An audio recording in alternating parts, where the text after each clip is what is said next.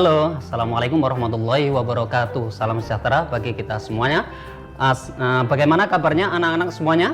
Bapak harapkan semuanya dalam kondisi sehat, semangat, dan bahagia semuanya. Kalaupun ada yang sekarang dalam kondisi yang kurang enak badan, mungkin tidak fit atau sakit, Bapak doakan semuanya dalam keadaan sehat, lekas sembuh, dan kembali ceria. Walaupun kita tahu kondisi pandemi ini belum berakhir, setiap hari kita dengar berita semakin bertambah. Oleh karena itu, hal tersebut menyebabkan kita harus belajar di rumah, melakukan aktivitas di rumah, segala sesuatunya harus kita kerjakan di rumah. Akan tetapi, jangan sampai hal-hal seperti itu menyurutkan semangat kita untuk belajar. Bapak juga ingin mengingatkan ke kalian semuanya untuk selalu menjaga diri, menjaga kesehatan dengan menjaga pola hidup bersih dan sehat, mematuhi protokol kesehatan dengan mencuci tangan sebelum dan setelah melakukan aktivitas dengan air mengalir, dengan sabun, kemudian memakai masker, menjaga jarak, serta menghindari kerumunan. Hari ini Bapak sangat senang bisa bertatap muka dengan Anda semuanya. Di episode kali ini kita akan membahas tentang hal-hal yang berhubungan dengan materi pembelajaran kelas 4 di TV kesayangan kita, TV Tabalong. Anak-anak semuanya, sebelum kita mulai kegiatan pembelajaran pada hari ini, marilah kita berdoa dengan harapan semoga apa yang akan kita pelajari di hari ini mendapatkan nilai manfaat, mendapatkan kemudahan untuk kita fahami. Berdoa, mulai. Berdoa, selesai. Anak-anak sekalian, di episode kali ini kita akan belajar tentang tematik. Di tema 3, subtema 1 tentang peduli terhadap makhluk, di hewan dan tumbuhan di lingkungan rumahku, dan PB2. Materi yang akan kita pelajari pada hari ini fokusnya ke 3 mata pelajaran. Yang pertama yaitu tentang matematika, fokusnya adalah pembulatan, dilanjutkan nanti ke pentaksiran. Yang materi kedua yaitu tentang PPKN, yaitu akan mengulang lagi, mereview lagi tentang hak dan kewajiban. Di materi sebelumnya kita membahas tentang hak dan kewajiban terhadap sumber daya alam. Di materi ini kita akan membahas hak dan kewajiban kita terhadap tumbuhan, terhadap hewan, dan lain-lain. Kemudian di materi yang ketiga adalah tentang SPDP. Di materi ketiga ini kita akan membahas tentang kolase. Kolase yang akan kita bahas ini nanti akan berhubungan dengan pengertian, berhubungan dengan teknik, berhubungan dengan bahan-bahan yang digunakan untuk membuat kolase. Oke. Lah, diharapkan setelah kita melaksanakan kegiatan pembelajaran pada hari ini, kita semuanya atau Ananda diharapkan mampu untuk mengidentifikasi hak dan kewajiban sebagai warga masyarakat dalam memanfaatkan tumbuhan dengan benar. Yang kedua, mampu menjelaskan cara menyelesaikan masalah yang berkaitan dengan pembulatan, pentaksiran bilangan desimal dengan benar. Ketiga, diharapkan setelah melakukan kegiatan pembelajaran ini, siswa semuanya atau Ananda semuanya mampu menjelaskan teknik membuat kolase dengan benar. Oke. Untuk review pertama kita, di sini masih ingat apa ini? Di materi sebelumnya sudah pernah kita bahas, yaitu tentang poster. Selain kemampuan-kemampuan yang akan kita dapatkan nanti setelah melakukan kegiatan pembelajaran, kita juga atau Bapak juga berharap kita juga mampu bersikap nanti. Apa itu? Yaitu kita bisa menjadi lebih bijak. Setelah kita mempelajari nanti lebih bijak dalam apa? Menggunakan, memanfaatkan sumber daya alam termasuk tumbuhan tadi. Lebih bijak apa? Dalam melaksanakan hak dan kewajiban. Seperti itu. Kemudian merawat serta memperindah lingkungan. Kita lanjutkan di materi yang pertama kita, yaitu tentang apa sih manfaat tumbuhan yang ada di sekitar kita, termasuk apa juga hak dan kewajiban kita. Masih ingat Ananda semuanya tentang materi pada pembelajaran 1, yaitu tentang tumbuhan, manfaat dari tumbuhan, ada disinggung satu, yaitu tentang padi, ya kan? Manfaatnya padi sangat besar sekali bagi kita. Lebih-lebih padi adalah merupakan kebutuhan pokok atau kebutuhan kita semuanya sebagai makanan pokok. Nah, sebelum kita lanjutkan, silahkan amati, simak dengan baik penjelasan dari video yang akan Bapak tayangkan berikut ini. Hai, selamat datang di channel YouTube Kak Citra. Apa kabarnya adik-adik semuanya? Kak Citra berharap kalian dalam keadaan yang baik, sehat, dan siap untuk belajar. Hari ini kita bersama-sama belajar untuk mata pelajaran tematik kelas 4. Kita belajar di tema 3, peduli terhadap makhluk hidup, subtema 1, hewan dan tumbuhan di lingkungan rumahku. Pembelajaran yang kedua. Mari adik-adik kita belajar dengan penuh semangat. Apalagi manfaat tumbuhan di sekitar kita dan apa hak dan kewajiban kita? Nah adik-adik, pada pembelajaran kali ini kita akan belajar apalagi sih manfaat tumbuhan di sekitar kita dan apa hak dan kewajiban kita. Mari adik-adik kita simak bersama-sama. Sebelumnya adik-adik sudah belajar tentang tanaman padi. Betapa banyak manfaat dari tanaman padi ini. Sebagian besar orang Indonesia menjadikan nasi sebagai makanan utama. Begitu juga Beni. Beni makan nasi sebagai makanan pokoknya. Nah, di sini ada posternya adik-adik ya, untuk adik-adik semua. Bijak menggunakan, merawat, dan memperindah. Nah, dalam pembelajaran ini kita juga akan belajar bagaimana kita bijak dalam menggunakan atau mengkonsumsi nasi dalam kehidupan kita sehari-hari. Setiap hari Beni, adik, dan kedua orang tuanya selalu makan malam bersama. Di keluarga Beni, semua orang diberi kesempatan untuk mengambil nasi sendiri. Ibu Beni berpesan, ambil secukupnya. Adik Beni sering tidak menghabiskan nasinya. Alasannya karena ia sudah kenyang. Seringkali ibu mengingatkannya. Namun adik Beni belum juga mau menghabiskannya. Berbeda dengan adiknya, Beni selalu menghabiskan makanannya. Dia selalu mengambil secukupnya.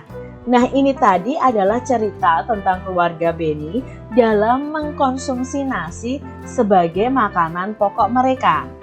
Ada perbedaan antara sikap Beni dan adik Beni. Sikap Beni yang selalu menghabiskan makanannya dan mengambil nasi secukupnya. Sedangkan adiknya itu berbeda.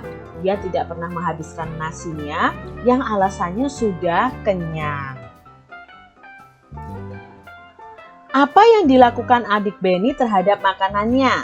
Coba jelaskan alasanmu adik-adik.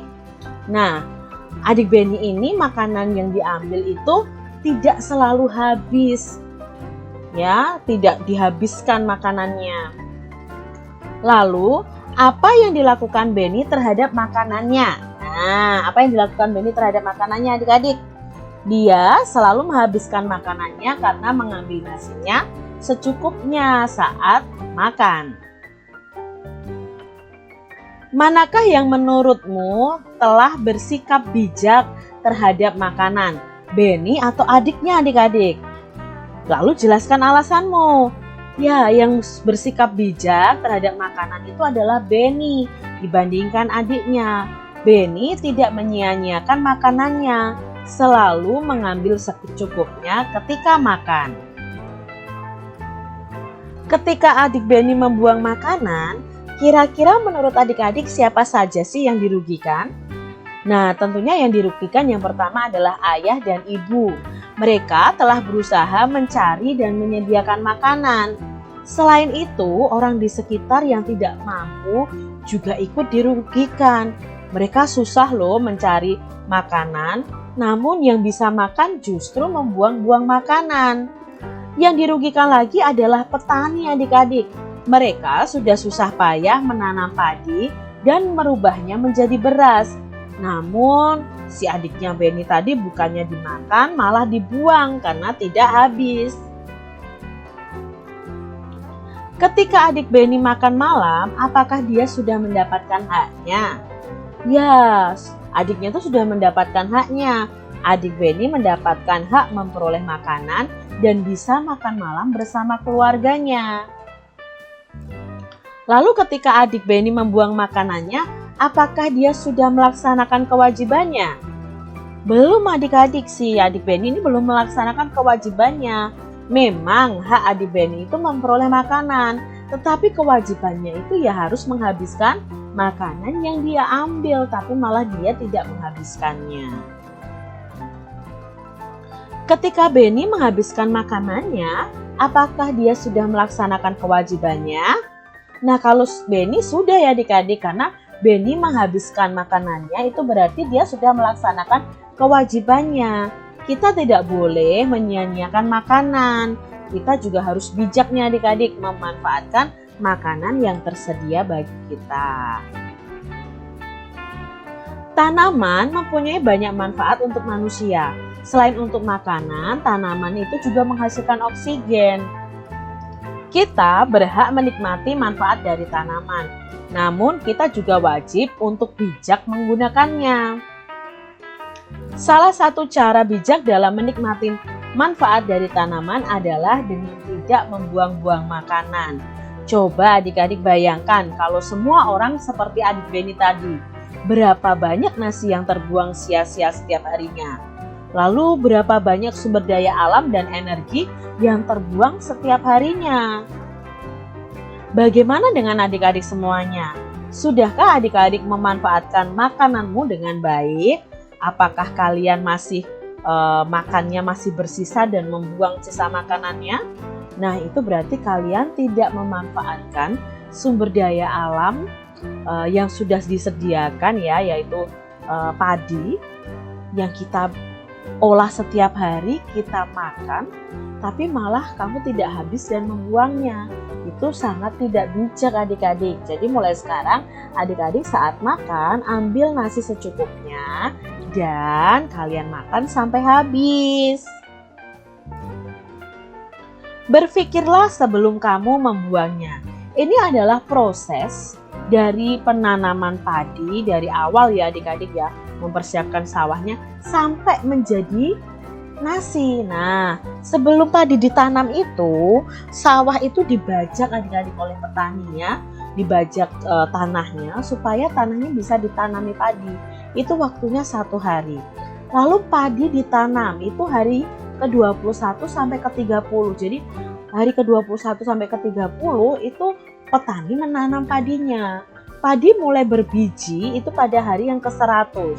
Lalu padi mulai dipanen di hari yang ke-120. Nah, padi diambil dari sawah oleh petani. Lihat ini proses dari padi ditanam sampai siap dimakan itu prosesnya lama loh adik-adik, sekitar 132 hari. Bayangkan betapa susahnya menjadi seorang petani. Ya, setelah padi diambil dari sawah lalu padi dijemur dulu adik-adik, lalu digiling. Nah, biji padi siap jadi beras kalau sudah digiling adik-adik. Betapa susahnya ya. Alangkah buruknya jika kita membuang-buang makanan kalau melihat ini. Nah, berpikirlah terlebih dahulu sebelum adik-adik membuang sisa makanan kalian. Perhatikan gambar berikut ini. Nah, di sini ada 3 gambar. Gambar A, B, C. Nah, adik-adik perhatikan ya. Coba gambar A itu sedang apa, gambar B sedang apa, gambar C sedang apa. Di sini Kak Citra punya pertanyaan berdasarkan gambar tadi. Apa yang dilakukan orang pada gambar tersebut? Nah, untuk yang gambar A, apa yang dilakukan orang? Ya, gambar A ini sedang menebang pohon. Lalu gambar B sedang menanam pohon. Gambar C sedang mencabut tanaman yang masih kecil adik-adik. Jadi ini menyakiti tanaman. Lalu apakah tindakan tersebut baik dan berikan alasannya. Mengapa adik-adik? Untuk yang A, apakah ini tindakan yang baik? Gambar A ini tidak baik karena dapat merusak lingkungan. Kalau gambar B ini baik adik-adik karena dapat menjaga kelestarian tanaman. Kalau gambar C adik-adik, gambar C tidak baik karena dapat merusak tanaman. Dampak bagi lingkungan dari ketiga gambar ini. Nah, untuk gambar A itu hutan bisa menjadi gundul kalau ditebang secara sembarangan. Yang B, dampak bagi lingkungannya adalah lingkungan menjadi hijau karena dia menanam pohon. Sedangkan dampak bagi lingkungan untuk gambar C itu adalah banyak tanaman yang rusak adik-adik. Sangat disayangkan ya. Berikutnya dampak bagi orang lain. Nah, dampaknya bagi orang lain apa ya? Yang A ini, kalau pohon ditebangi, hutan menjadi gundul, itu berdampak pada orang lain juga adik-adik. Dampaknya apa? Kalau hutan yang gundul, itu dapat menyebabkan banjir dan tanah longsor. Maka nanti yang dirugikan saat terjadi banjir dan tanah longsor adalah orang lain. Lalu yang kedua, gambar B, itu orang lain dapat menikmati lingkungan yang indah dan udara menjadi segar. Itu dampaknya bagi orang lain. Sedangkan yang C, orang lain tidak dapat menikmati keindahan dan tidak mendapatkan udara yang segar karena tanamannya dirusak adik-adik. Apakah perbuatan dalam gambar tersebut melanggar hak orang lain? Mengapa? Nah, yang A itu apakah melanggar? Iya, dengan menebang hutan ya, berarti melanggar hak orang lain untuk mendapatkan lingkungan yang sehat, mendapatkan udara yang bersih, itu melanggar hak orang lain. Untuk yang B, apakah ini melanggar? Tidak adik-adik, menanam tanaman itu justru membantu orang lain. Sedangkan yang C ini yang melanggar juga. Dengan merusak tanaman berarti kita melanggar hak orang lain untuk menikmati keindahan tanaman, menikmati udara yang segar. Jadi dari gambar ini kita tahu mana yang melanggar hak orang lain dan yang tidak. Nah, untuk berikutnya, apakah orang tersebut sudah melaksanakan kewajibannya dan mengapa? Untuk gambar A belum adik-adik. Seharusnya mereka memanfaatkan hutan dengan bijak. Sedangkan gambar B itu sudah melaksanakan kewajibannya karena dia menanam berarti menjaga kelestarian alam. Sedangkan gambar C juga belum adik-adik, belum melaksanakan kewajibannya karena merusak tanaman itu tindakan yang tidak baik. Apakah yang sebaiknya dilakukan? Nah, apa yang harus kita lakukan? Yang gambar A, kalau menebang hutan sembarangan ya harus dihukum adik-adik. Dan kalian jangan tiru ya menebang hutan sembarangan ini ya. Lalu gambar B, mengajak orang lain untuk menanam. Jadi kita sebaiknya mengajak orang lain juga untuk ikut menanam. Sedangkan gambar C, nah yang sebaiknya dilakukan adalah kita tidak menyakiti tumbuhan atau tidak merusak tumbuhan tanaman di sekitar kita. Bijak memanfaatkan tumbuhan berarti kita menghematnya, tidak membuang-buangnya, tidak mengambil secara berlebihan dan tidak merusaknya. Ketika kita tidak memanfaatkan tumbuhan dengan baik, berarti kita sudah mengambil hak orang lain untuk menikmati lingkungan yang nyaman. Saatnya adik-adik untuk berkreasi membuat kolase dari bentuk tumbuhan yang ada di sekitar adik-adik. Apa itu kolase? Nah, di sini Kak Citra jelaskan. Kolase itu adalah karya seni tempel yang pada permukaan gambar. Nah, ini adalah contoh kolase adik-adik ya. Kolasenya berbentuk kupu-kupu. Nah, kita akan membuat kolase ini dari bahan daun-daunan. Bahan yang perlu kita siapkan itu ada daun, batang tumbuhan, lem. Lalu alat yang kita butuhkan adalah gunting. Langkah-langkahnya, siapkan bahan ya. Buatlah sketsa gambar yang kamu sukai, atau kamu bisa meminta sketsa gambar kupu-kupu kepada gurumu atau kepada orang tuamu. Lalu setelah itu, aturlah daun atau batang pohon tumbuhan tadi menutupi sketsa gambarmu. Langkah selanjutnya adalah perhatikan perpaduan warna dan bentuknya. Tempelkan daun atau batang tumbuhan kering pada kertas gambarmu dengan menggunakan lem, jadi tempel dengan rapi. Indahkan karya seni dari tumbuhan kering buatanmu. Nah, ini tadi adalah contoh kolase dari daun kering dan ranting yang kering, adik-adik. Bisa ya kalian praktekkan di rumah kalian masing-masing. Anak-anak semuanya, bagaimana dengan videonya tadi? Nah, sudah disimak? Sudah difahami benar-benar? Sudah diidentifikasi? Oke, nah, sedikit pertanyaan dari video tersebut. Nah, apa yang kalian ketahui dari video tersebut? Bagaimana sifat atau sikapnya si Benny? Bagaimana adiknya? Nah, sudah paham semuanya ya? Sudah dijelaskan di situ. Nah, sedikit menjelaskan apa yang dilakukan si Benny dengan adiknya itu berhubungan dengan hak dan kewajiban kita terhadap makanan. Nah, bagaimana adik Benny mengambil makanan, kemudian tidak dihabiskan, akhirnya terbuang percuma. Berbeda dengan yang dilakukan si Benny, dia mengambil secukupnya saja yang dia butuhkan. Nah, kemudian apakah kedua anak tersebut sudah memperoleh haknya? Ya, sudah. Apakah kedua anak tersebut sudah melakukan kewajibannya? Benny sudah, adiknya belum. Nah, seperti itu. Itu sedikit mereview hal-hal yang ada di video itu. Kewajiban serta hak. Di dalam melakukan atau di dalam memenuhi kebutuhan kita, kita selalu terikat dengan yang namanya hak dan kewajiban. Termasuk juga makanan. Ya kan? Kita hendaknya janganlah membuang-buang makanan yang sudah disiapkan oleh orang tua kita untuk dihadapkan di depan kita, kemudian jangan sampai kita tidak menghabiskan atau membuang-buang sehingga akhirnya terbuang percuma.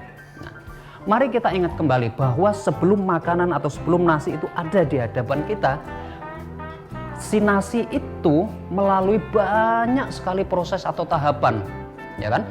Lama, berbulan-bulan sebelum sampai di sini. Nah, kita review di situ. Pertama, berpikirlah kita sebelum membuang-buang nasi tersebut. Pertama, karena memang prosesnya lama di sini, ya kan? Mulai dari sawah dibajak butuh berapa hari, kemudian padi ditanam, padi keluar biji, di sini prosesnya sangat lama, ya kan? Belum lagi nanti hama yang menyerang, petani harus bingung mencari pupuk dan lain-lain. Setelah panen, petani juga harus berpikir bagaimana menjualnya. Nah, kesulitannya nanti biasanya kalau sudah mulai panen, harga turun dan lain-lain. Setelah dipanen sampai di rumah harus dijemur, masuk ke penggilingan, kemudian dijual, masuk ke toko-toko, dibeli oleh orang tua kita, masuklah ke rumah kita. Itu kalau kita memperhatikan bagaimana proses nasi itu sebelum ada di hadapan kita. Pertimbangkan lagi sebelum kita membuang-buang makanan. Apa yang paling penting adalah bagaimana pengorbanan orang tua kita, ya kan? Sebelum nasi itu ada di depan kita, orang tua kita, ibu bangun pagi, memasak, ya kan, menyediakan semuanya sampai adalah di hadapan kita. Atau ayah kita bangun pagi, ya kan, menyiapkan bahan semuanya sebelum bekerja, berangkat bekerja, pulang mendapatkan hasil untuk memenuhi kebutuhan kita. Oleh karena itu, kita harus berpikir sebelum kita membuang-buang makanan tersebut. Nah, oke lah, di situ berhubungan dengan hak dan kewajiban. Bagaimana dengan hak dan kewajiban kita terhadap lingkungan yang lain? Nah, kita ambil contoh, ada beberapa gambar di sini. Nah, ada A, B, dan C gambarnya. Kita identifikasi terlebih dahulu. Yang pertama, gambar apa?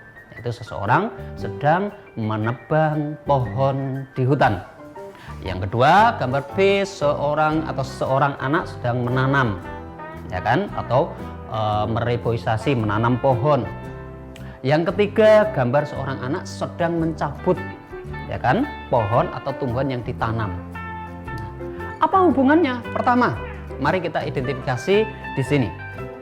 Nah, apa yang dilakukan oleh orang-orang pada gambar tersebut sudah kita tadi bahas. Yang pertama, bagaimana seseorang atau orang-orang tersebut menebang pohon, mengambil, memanfaatkan, ya kan? Kemudian dipakai untuk memenuhi kebutuhannya sendiri.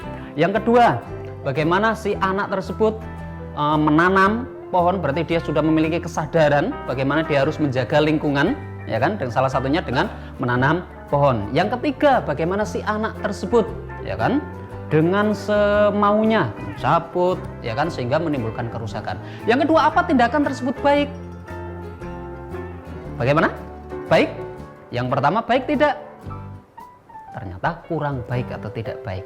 Yang kedua, baik karena menimbulkan dampak yang positif bagi lingkungan. Yang ketiga, tidak baik, bisa menimbulkan kerusakan. Bisa jadi tumbuhan yang baru kecil, yang masih kecil tersebut bisa mati sehingga tidak bisa tumbuh kembali.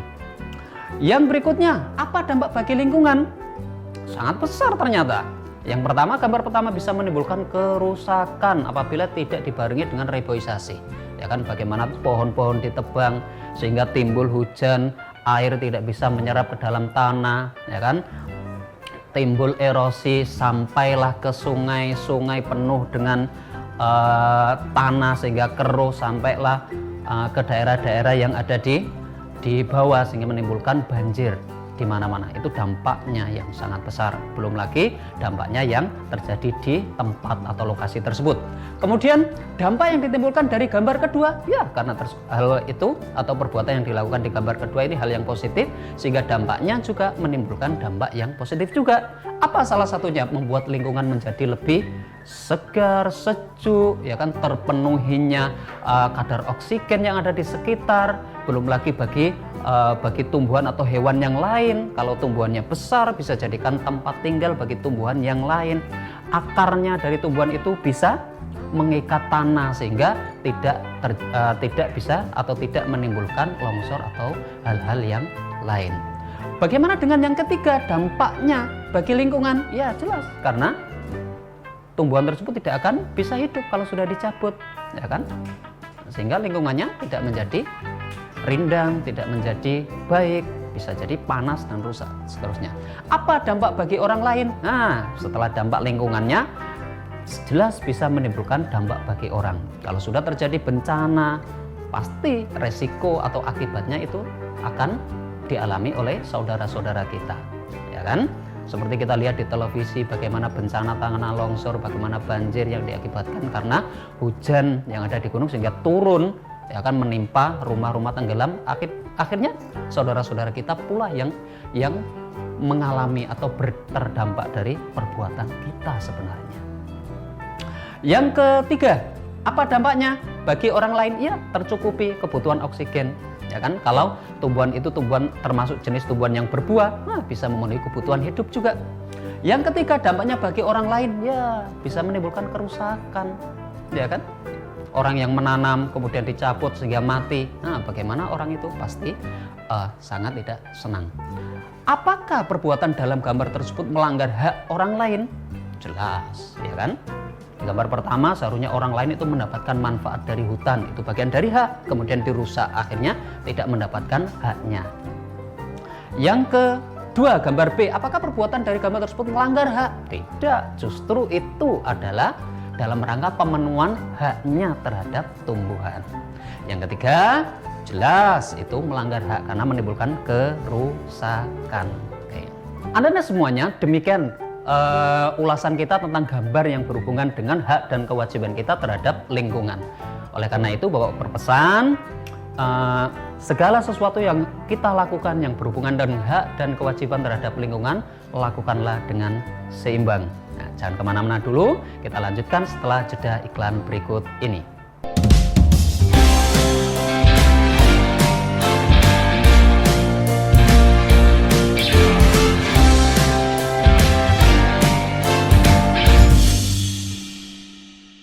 Halo, terima kasih sudah menunggu. Mari kita lanjutkan di segmen berikutnya, yaitu materi kita yang kedua tentang matematika pembulatan.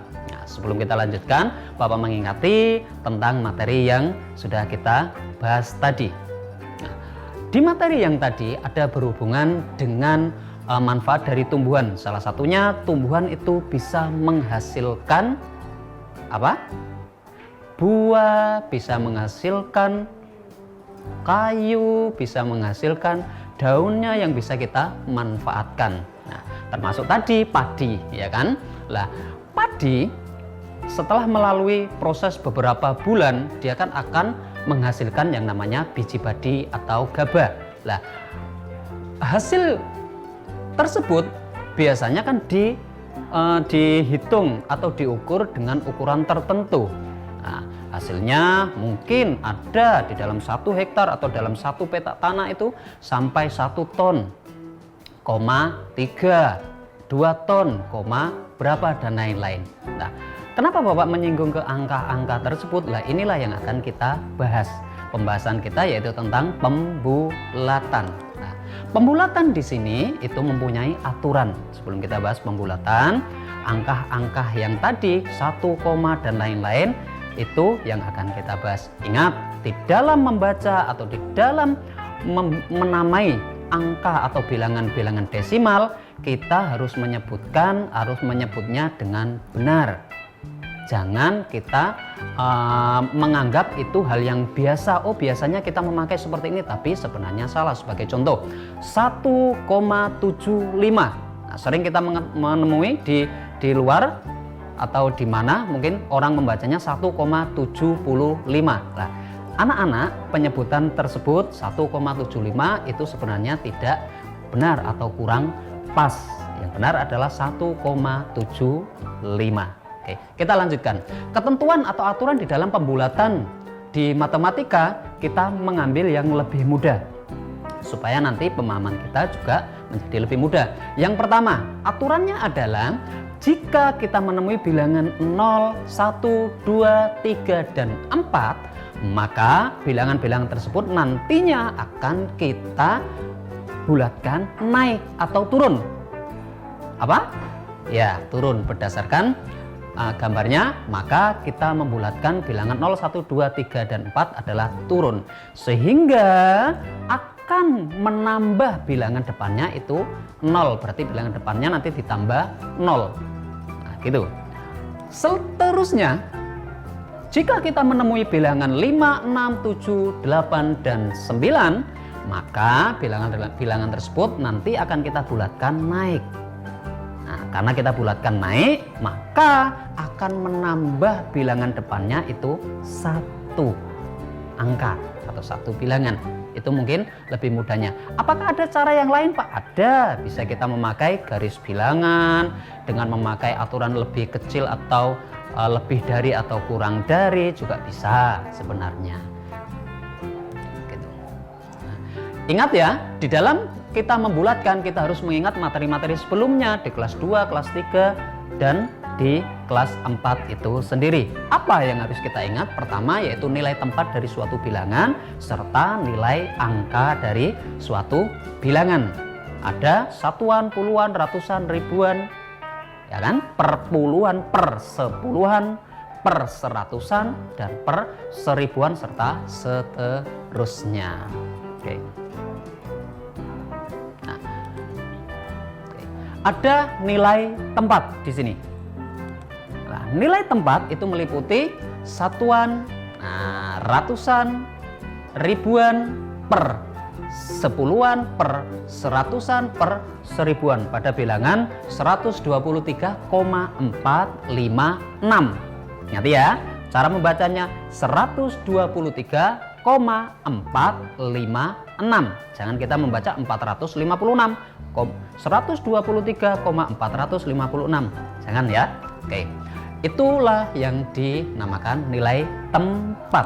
Sekarang kita ke nilai angka. Nah, bagaimana nilai angka dari bilangan 123,456? Angka-angkanya atau nilainya bagaimana? Angka 1 karena menempati tempat ratusan maka nilainya adalah 100. Begitu juga angka 2 menempati tempat puluhan nilainya adalah 20. Angka 3 menempati tempat satuan, nilainya adalah 1. Angka 4 menempati tempat per sepuluhan, maka nilainya adalah 0,4. Angka 5 menempati tempat per seratusan, maka nilainya adalah 0,5. Angka 6 menempati tempat per seribuan, maka nilainya adalah 0,006. Seperti itu.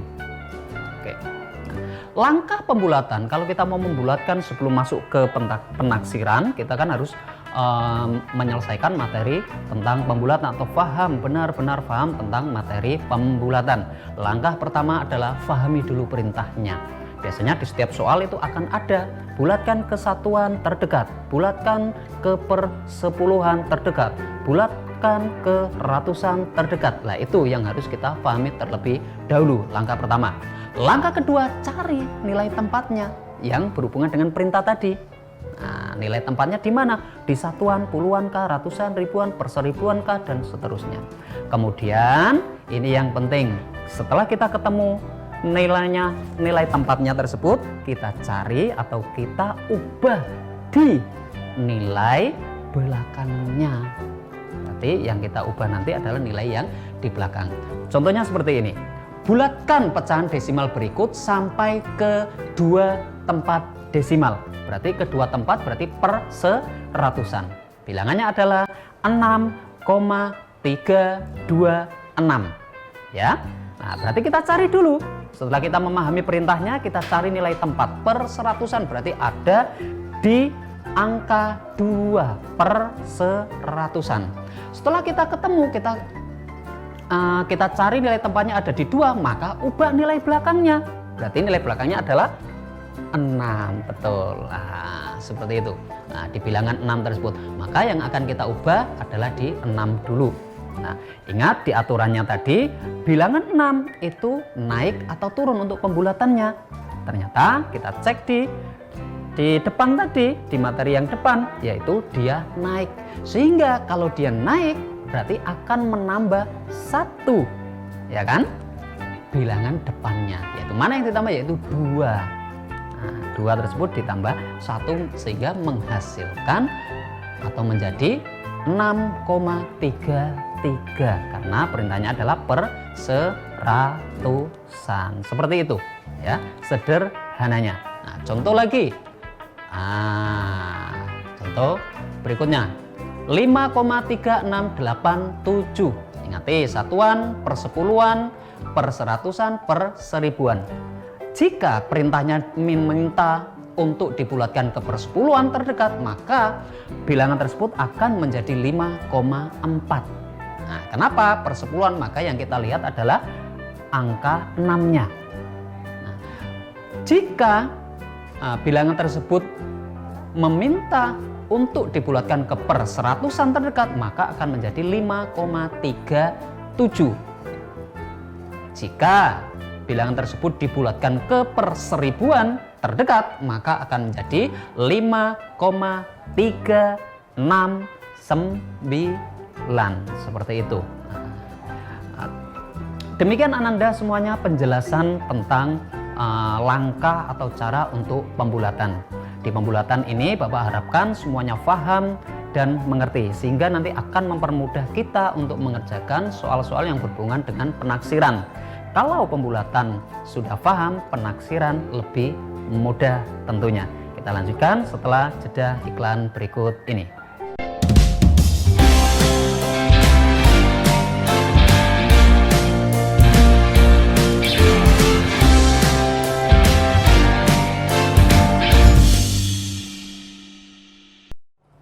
Halo Ananda semuanya, nah, kembali lagi bersama Bapak. Kita akan lanjutkan materi pada hari ini. Nah, sebelumnya kita sudah membahas tentang pembulatan. Kemudian Bapak harapkan Ananda semuanya nanti bisa melanjutkan untuk di penaksiran bilangan. Nah, berikutnya kita akan mempelajari materi yang baru, yaitu tentang kolase. Nah, apa hubungannya dengan kolase? Karena sebelumnya kita membahas atau berhubungan dengan tumbuhan, yang ada di sekitar kita. Selain tumbuhan-tumbuhan tersebut dimanfaatkan sebagai bahan pokok, bisa kita konsumsi, bisa jadikan obat, bisa dijadikan berbagai macam untuk memenuhi kebutuhan hidup kita. Salah satunya juga bisa kita jadikan sebagai hasil atau karya seni. Nah, karya seni tersebut bisa menggunakan bahan-bahan yang diambil dari alam. Salah satu contohnya adalah kolase ini. Apa itu kolase?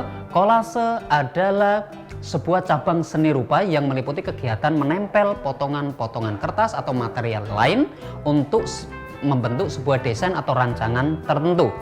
Ada beberapa karya seni yang hampir mirip atau ada kesamaannya dengan kolase, yaitu montase dan mozaik. Nah, dua karya seni ini sedikit mirip, ada kesamaannya dan juga ada perbedaannya. Tetapi fokus kita di hari ini adalah tentang kolase.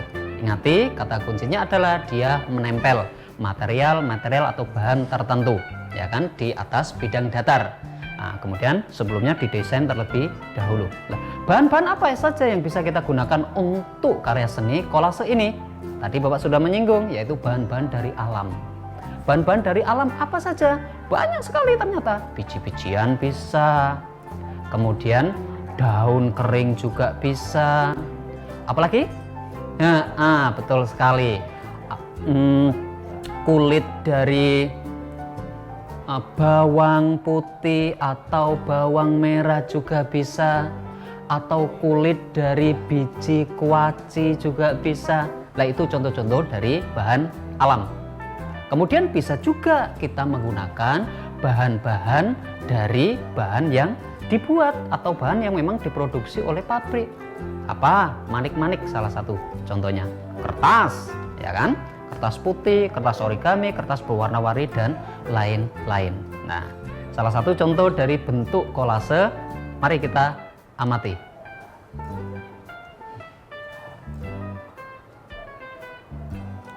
Yang pertama, nah ini berarti kolasenya merupakan kolase yang bahan utamanya adalah bahan-bahan dari kertas. Biasanya kolase-kolase ini dikerjakan oleh anak-anak sekolah dasar ataupun anak-anak di usia TK. Tujuan dari kolase ini sangat bagus sekali. Nah, salah satunya melatih kreativitas, konsentrasi, dan lain-lain. Yang kedua, nah ini lebih bagus karena warnanya kontras dan bermacam-macam. Yang berikutnya ini. Nah, ini dari biji-bijian. Mungkin ada biji kedelai, ada biji jagung, ada biji beras mungkin, dan lain-lain yang diberikan warna, baik itu pewarna yang alami ataupun pewarna yang buatan. Ada lagi, nah kalau ini kita membuat sendiri dari bijinya atau kulit dari kuaci atau bunga matahari, seperti itu. Nah, kalau kita ingin membuat karya seni kolase, apa saja yang harus kita lakukan atau langkah-langkahnya bagaimana saja, bahan-bahan apa saja yang perlu kita persiapkan. Nah, pertama, langkah yang paling penting untuk dilakukan sebelum kita membuat kolase adalah idenya harus ada dulu. Ide tema dari kolase yang akan kita buat itu apa? Karena ide atau tema ini penting. Tanpa ide atau tema, mungkin kita tidak akan bisa mengungkapkan apa yang harus kita ungkapkan nanti. Nah, gitu. Entah itu bertema kemerdekaan, nah, entah itu bertema alam, entah itu bertema tumbuhan ataupun hewan. Lah, itulah ide atau tema awalnya. Kemudian setelah itu ada, kita menyiapkan bahannya. Kebutuhan kita untuk membuat kolase, kita mau membuat kolase, bahannya adalah biji-bijian, ada jagung, beras merah, beras sendiri yang putih, kemudian pewarna makanan, ada lem, dan lain-lain. Kemudian kita, nah ini bahan-bahan yang bisa kita siapkan, ada lem, ada kertas sendiri, kemudian pensil untuk membuat sketsa atau gambar awalnya. Nah, setelah itu semua bahan terkumpul, kita bikin sketsanya, atau gambar sederhana. Nah, seperti ini. Nah, dia membuat sketsa kupu-kupu. Nah, setelah sketsa kita buat, nah kita atur bahannya, kita tata bahannya supaya nanti lebih memudahkan kita untuk proses selanjutnya. Nah, apalagi yang harus kita lakukan? Pertama, kita harus memperhatikan ukuran dari gambar kita serta kebutuhan bahannya. Setelah itu, kita baru melanjutkan ke tempel bahan tersebut. Nah, kita menempel. Nah, ada di sini, ya kan? Kita gunakan lem. Nah, bisa nanti kita pakai lem kertas atau lem sejenisnya. Seperti itu. Oke. Kemudian setelah selesai, bahannya bisa kita nanti pajang, kita presentasikan di kelasnya masing-masing. Nah, kita bisa memberikan ulasan atau penjelasan atas karya kita. Seperti itu. Nah, ini adalah contoh dari hasil sebuah kolase. Langkah yang terakhir setelah kita mengerjakan tahapan-tahapan dan proses membuat kolase, yaitu langkahnya adalah memajang atau pajang hasil kita. Bila perlu, waktu kegiatan pembelajaran di sekolah, kita mempresentasikan sebagaimana ini ada contoh hasil kolase.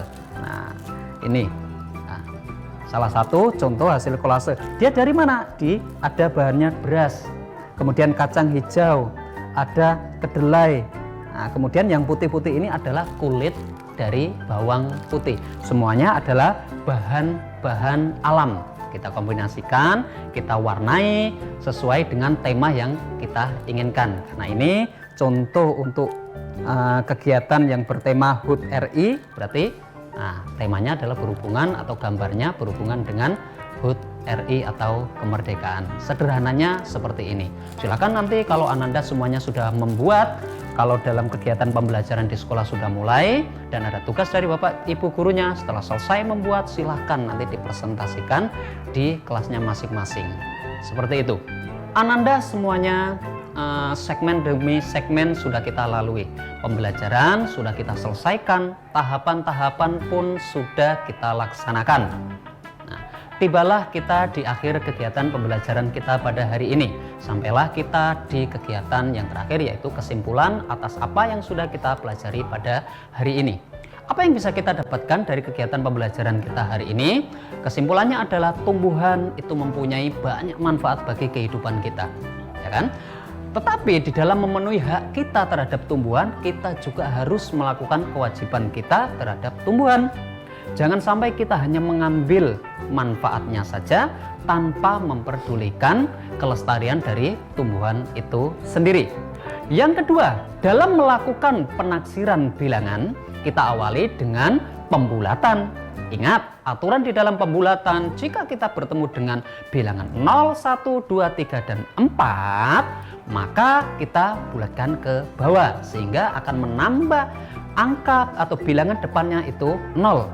Begitu juga jika kita ketemu atau bertemu dengan bilangan 5, 6, 7, 8, dan 9, maka kita bulatkan ke atas sehingga akan menambah bilangan depannya itu 1, menambah 1 bilangan depannya.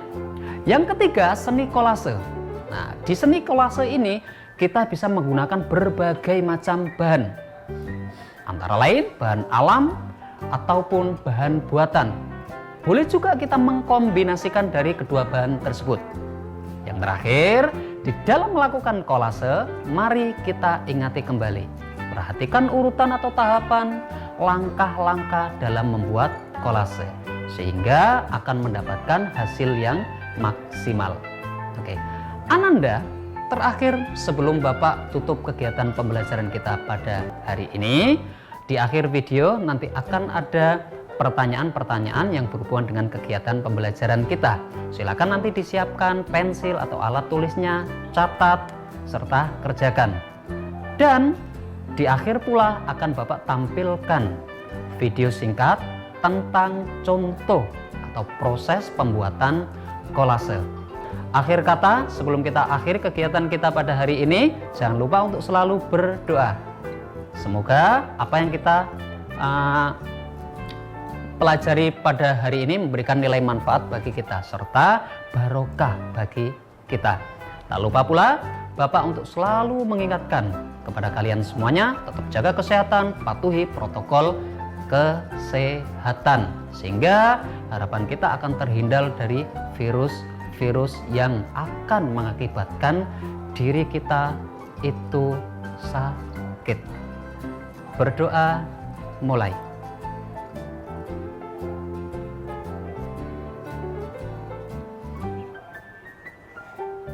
Berdoa selesai. Akhirul kalam, ihdinas siratal mustaqim, wallahu muwaffiq ila aqwamit thoriq. Wassalamualaikum warahmatullahi wabarakatuh.